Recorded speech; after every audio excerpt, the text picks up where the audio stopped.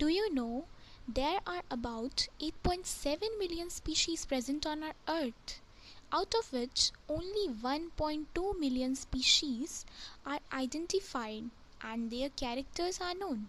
So, how is it possible to learn about the characters of 1.2 million species? तो पहले जो scientist आए थे उन्होंने भी यही सोचा था कि इतनी स्पीशीज़ अगर हमें मिल चुकी हैं तो उसको आइडेंटिफाई करना भी इम्पॉर्टेंट है और उसके सारे कैरेक्टर्स का पता करना भी इम्पॉर्टेंट है, तभी हमारी फ्यूचर जनरेशन को इन सारी स्पीशी के बारे में पता रह सकता है। लेकिन 1.2 मिलियन स्पीशीज़ के बारे में लर्न करना बहुत हार्ड है। मतलब कुछ स्पीशीज़ के बारे में तो हम लर्न कर सकते हैं, लेकिन इतनी स्पीशीज़ के बारे में हम कैसे लर्न कर सकते हैं? साइंटिस्ट ने कुछ टीम्स बनाए और उन टीम्स को स्पेसिफिक कैरेक्टर्स दे दिए उनके। जिन भी स्पीशीज़ का वो कैरेक्टर होता था उन स्पीशीज़ को उस टीम में हम डाल देते थे। अगर उस टीम में डालेंगे हम और उन कैरेक्टर्स को लर्न कर लेंगे तो हमें सारी स्पीशीज़ लर्न हो जाएंगी कि किन स्पीशीज़ के क्या क्या कैरेक्टर हैं। ये था इजी प्रोसेस और इस प्रोसेस को कहते हैं classification.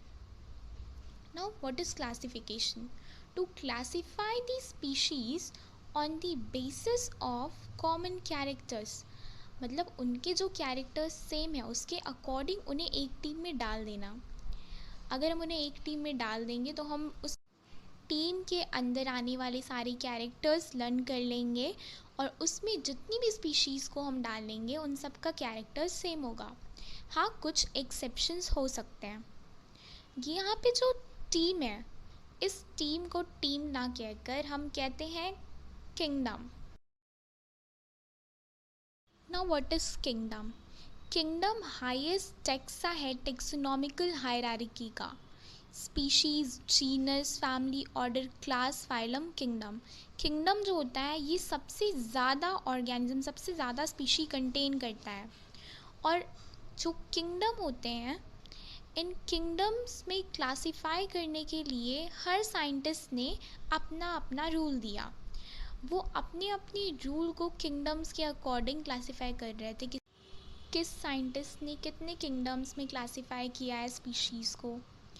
The first one is Aristotle, the father of biology. इन्होंने दिया था 2 kingdom classification, plants and animals. Plants में इन्होंने प्लांट्स को रख दिया, एनिमल्स में एनिमल्स को रख दिया। बट इसमें अब आपको भी पता है कि लोअर प्लांट्स भी होते हैं, हायर प्लांट्स भी होते हैं, और एनिमल्स में भी लोअर एनिमल्स भी होते हैं और हायर एनिमल्स भी होते हैं। तो इससे इतना अच्छा क्लासिफिकेशन नहीं हो पाया था, इसलिए इसको कैंसिल किया गया था। प्लांट्स में इन्होंने रखा था हर्ब्स, श्रब्स और ट्रीज़ को, और एनिमल्स में भी उन्होंने 2 पार्ट में डिवाइड किया था। पहले उन एनिमल्स को रखा था जिनका ब्लड रेड होता है और फिर उन एनिमल्स को रखा था जिनका ब्लड रेड नहीं होता है।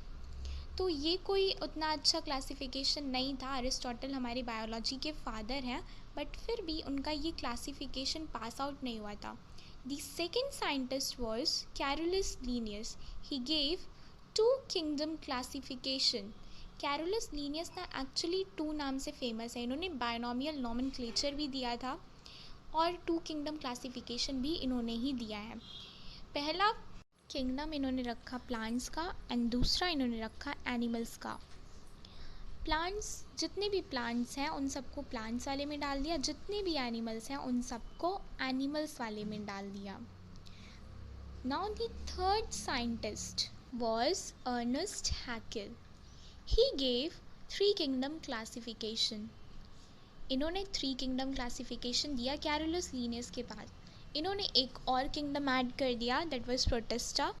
मतलब प्लांट्स और एनिमल्स में से जिनके कैरेक्टर्स मैच नहीं कर रहे थे दोनों किंगडम से, उन्हें उठाया और थर्ड किंगडम बनाकर उसमें डाल दिया।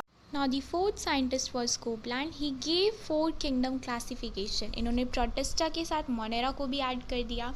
मतलब तब तक बैक्टीरियाज का आइडेंटिफिकेशन हो चुका था। Now the fifth scientist was R.H. Whittaker who gave 5 kingdom classification. इसी classification के बारे में हमें पढ़ना है। R.H. Whittaker ने एक और kingdom ऐड कर दिया, that was kingdom fungi. Now the sixth scientist was Carl Woese. इन्होंने same kingdom classification लिया R.H. Whittaker का और इन्होंने मोनेरा को 2 पार्ट में डिवाइड कर दिया। आर्की बैक्टीरिया और यू बैक्टीरिया, क्योंकि मोनेरा जो होता है उसमें सारे बैक्टीरियाज ही ऐड होते हैं। इनकी किंगडम क्लासिफिकेशन को 6 किंगडम क्लासिफिकेशन भी कहते हैं, क्योंकि मोनेरा को इन्होंने डिवाइड करके आर्की बैक्टीरिया और यू बैक्टीरिया में डिफ्रेंशिएट किया था। आर्की बैक्टीरिया और यू बैक्टीरिया आपस में ही बहुत ही अलग होते हैं, वो हम आगे के लेक्चर्स में पढ़ेंगे।